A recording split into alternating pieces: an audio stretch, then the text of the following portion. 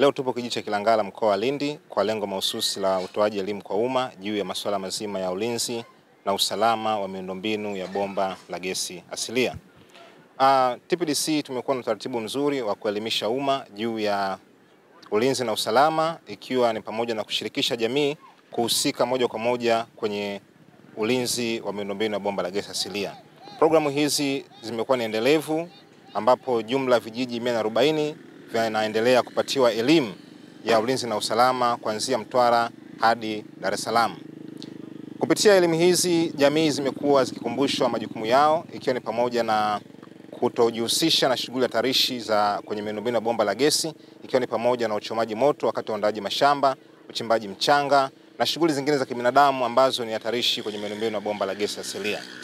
Mpaka sasa elimu ya ulinzi na usalama imetolewa katika kijiji hiki, na programu hii kwa kijiji hiki si leo tu, ni programu endelevu kwa nyakati pia zijazo. Mradi huu una zaidi ya thamani ya trilioni 2 pesa taslim za Kitanzania. Ni mradi mkubwa sana. Ile gesi ya kusini imepita hapa Kilangala, bomba letu linatoka Mtwara mpaka Dar es Salaam. Lakini bomba hili tunapaswa kulilinda, kulitunza ili liendelee kunufaisha taifa letu, kwa sababu ni mradi mkubwa sana wenye thamani zaidi ya trilioni 2. Najua mnafahamu hilo, lakini leo tumekuja kukumbushwa. Haina mwisho. Wataalamu wamekuja kutupa elimu, wamekuja kutukumbusha, lakini na mimi ninaomba TPDC zoezi hili liwe endelevu, na asanteni sana sana sana. Huu ni mradi wa muda mrefu wa zaidi ya miaka 10.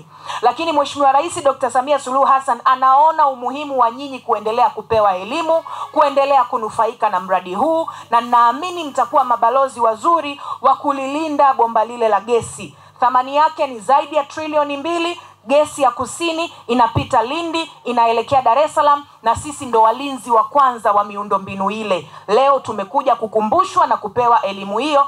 Asanteni sana TPDC, karibuni Mchinga, karibuni Lindi. Tupo tayari kupata elimu, tupo tayari kuuliza maswali baada ya kupata elimu. Mna haki ya kuuliza, bomba hili vipi? Bomba hili vipi? Kuna vijana miaka 10 iliyopita walikuwa hawana elimu ya hili bomba. Mnakuja leo kuwapa elimu, wengine ni wapya kabisa. Hivyo ina maana lazima muwe mnakuja mara kwa mara. Tunawashukuru, tunawakaribisha, tunawapenda. Asanteni sana kwa kutuzingatia na kutupa elimu hii.